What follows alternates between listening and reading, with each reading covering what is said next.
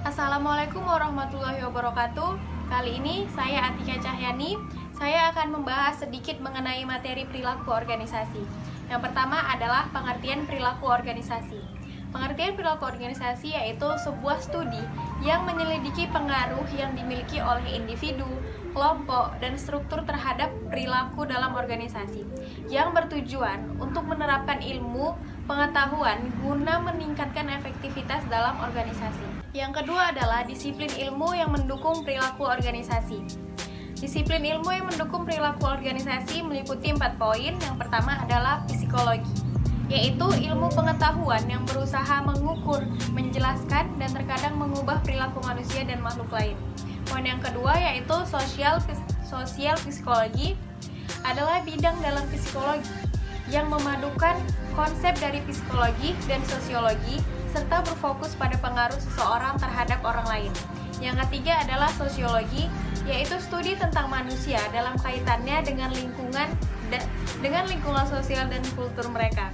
Yang keempat adalah antropologi, yaitu studi kemasyarakatan untuk mempelajari manusia dan aktivitas-aktivitasnya. Yang selanjutnya adalah ruang lingkup dalam perilaku organisasi yang terbagi menjadi 3. Yang pertama adalah perilaku individu, yaitu studi tentang kepribadian individu, pembelajaran, sikap, motivasi, dan kepuasan kerja. Yang kedua adalah perilaku antar individu, yaitu dilakukan melalui komunikasi antar karyawan di antara mereka sendiri serta bawahan mereka.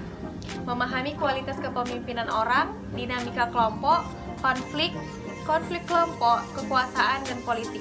Dan yang ketiga adalah perilaku kelompok, yaitu mempelajari pembentukan organisasi, struktur organisasi, dan efektivitas organisasi, serta upaya-upaya kelompok yang dilakukan untuk tujuan organisasi. Selanjutnya adalah tujuan perilaku organisasi. Tujuan perilaku organisasi ada 3. Yang pertama yaitu memahami perilaku yang terjadi di dalam organisasi. Yang kedua adalah meramalkan kejadian-kejadian yang terjadi di dalam organisasi. Dan yang ketiga adalah mengendalikan perilaku. Selanjutnya adalah tantangan dan peluang perilaku organisasi. Yang pertama yaitu merespon globalisasi, meliputi peningkatan penugasan ke luar negeri, menanggulangi reaksi kapitalisme, dan sebagainya. Yang selanjutnya adalah mengelola keragaman angkatan kerja, meningkatkan kualitas dan produktivitas, merespon kurangnya tenaga kerja, meningkatnya layanan pelanggan, meningkatkan keahlian personal, memperdayakan orang, menstimulasi inovasi dan perubahan, mengatasi kesementaraan, bekerja dalam organisasi dan jaringan, serta membantu karyawan menyeimbangkan konflik kehidupan dan pekerjaan. Yang terakhir adalah dependable variable, yang meliputi produktivitas, yaitu ukuran kinerja yang mencakup efektivitas dan efisiensi.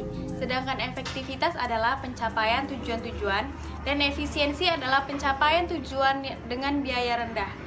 Yang selanjutnya adalah mangkir, yaitu ketidakhadiran di kantor tanpa izin atau yang biasa kita sebut alpa. Selanjutnya adalah perputaran karyawan, yaitu pengunduran diri permanen secara sukarela maupun tidak sukarela dan kemudian digantikan dengan karyawan yang baru. Kemudian ada perilaku menyimpang di tempat kerja dan Organization Citizen Behavior atau OCB atau perilaku kewargaan organisasi, dan yang ketiga dan yang terakhir adalah kepuasan kerja.